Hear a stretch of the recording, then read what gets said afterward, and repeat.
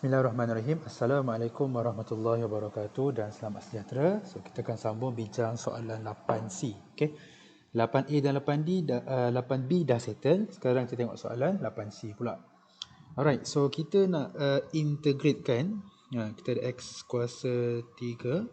So perkan dengan square root of 2 tambah X square dx. Okay, so basically first thing first, kita nak naikkan dia ke atas. Jadikan X kuasa 3 macam ni.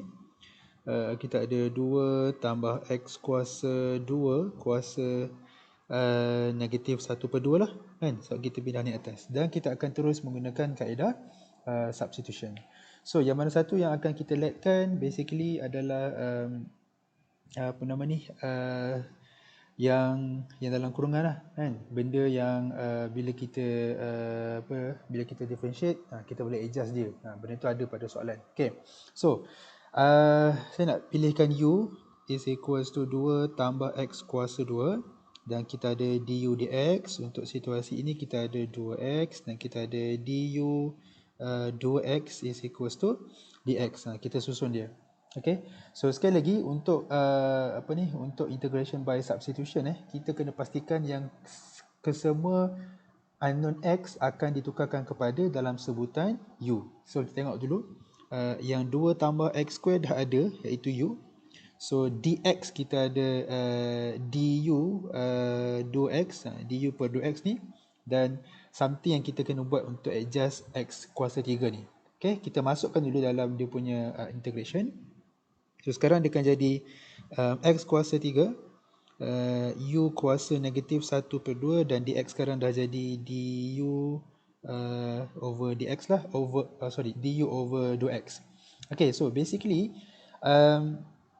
yang per 2 tu, yang per 2 ni dia adalah constant kan. So dia adalah 1/2. Kita boleh letak dia dekat kat luar. Okay, so dia akan jadi 1/2 integrate x kuasa 3 u kuasa negatif 1/2 du over x lah. Dan sekarang ni kita kena maklum lah kan, yang x kuasa 3 ni dan juga x kat sini boleh disimplifikan, sebab hubungan antara diorang ni adalah darab kan. So kita boleh simplifikan. So maka kita akan dapat dia sebagai 1/2 kita ada x square lah, x square u kuasa negatif 1/2 du.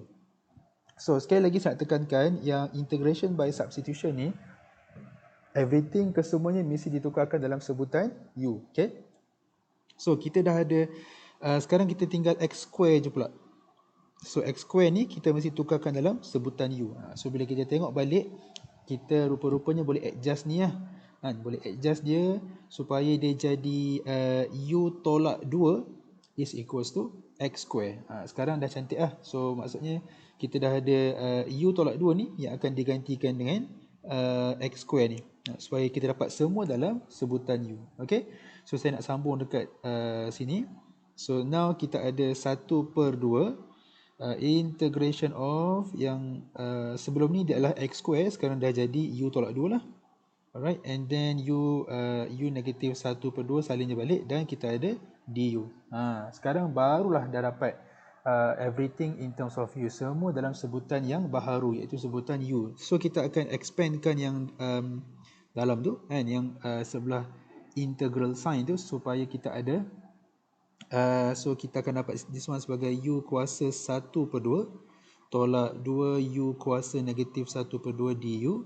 Okay, dan barulah kita integratekan satu persatu kan. So kita akan dapat 1/2 u kuasa kita ada 1/2 tambah 1 lah. Okay, so kita akan dapat dia 3/2 per 3/2.